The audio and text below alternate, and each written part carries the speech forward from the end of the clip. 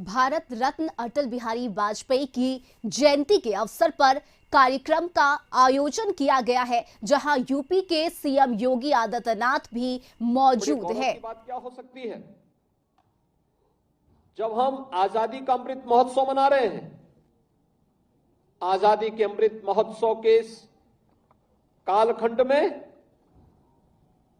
भारत की अर्थव्यवस्था उस ब्रिटेन की अर्थव्यवस्था से बड़ी हुई है जिस ब्रिटेन ने हम पर 200 वर्षों तक शासन किया था। दुनिया के उन 20 देशों का जो दुनिया के बड़े विकसित देश हैं, जिनमें दुनिया की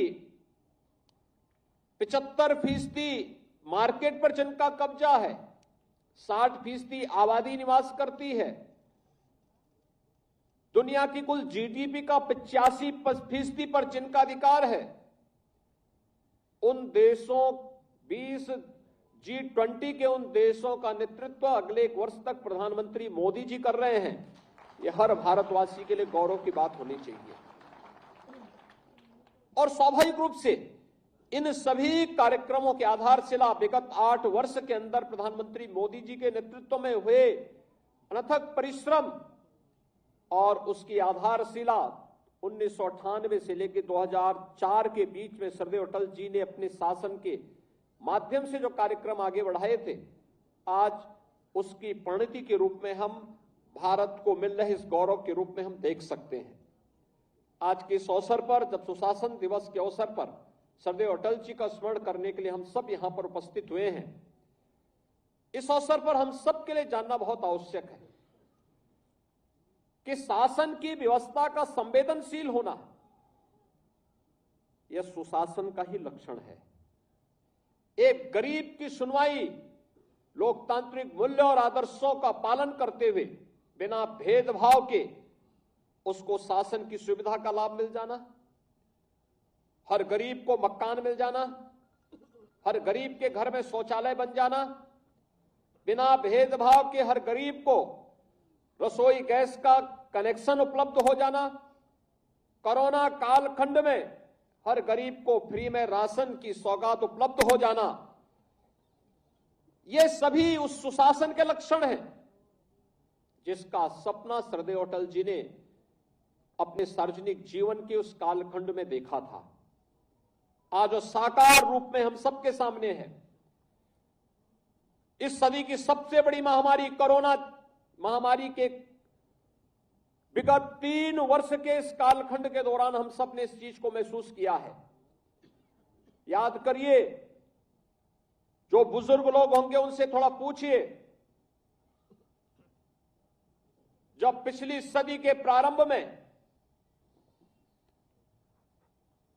स्पेनिश फ्लू आया था, बीमारी से गांव के गांव साफ हो गए थे।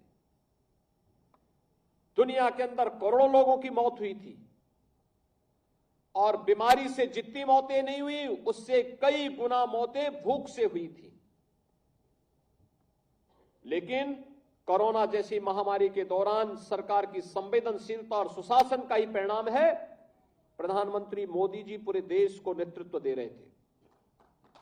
पहली बार हुआ कि बीमारी के 9 महीने के अंदर बीमारी का वैक्सीन आ गया।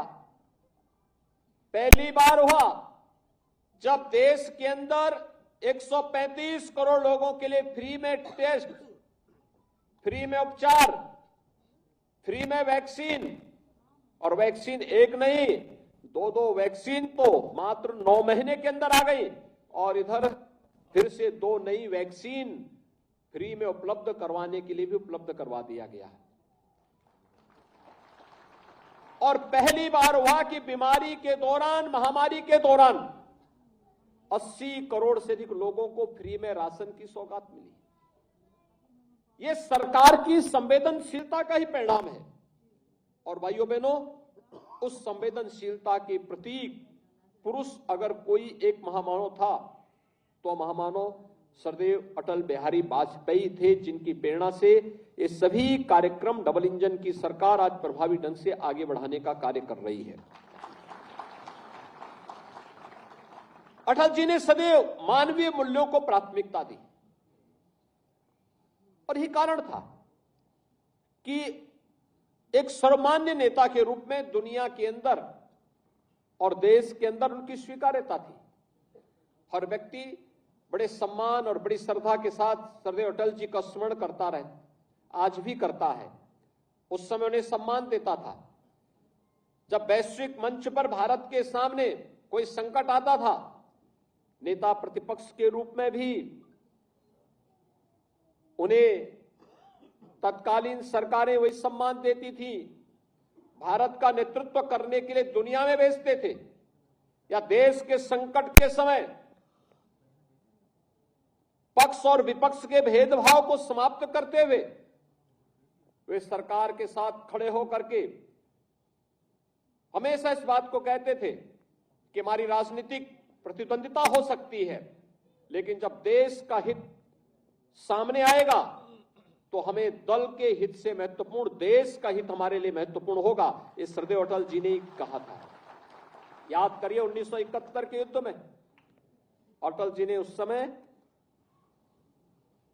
विपक्षी दल के एक प्रमुख नेता के रूप में तत्कालीन कांग्रेस सरकार की नीतियों को देश के हित में समर्थन किया था।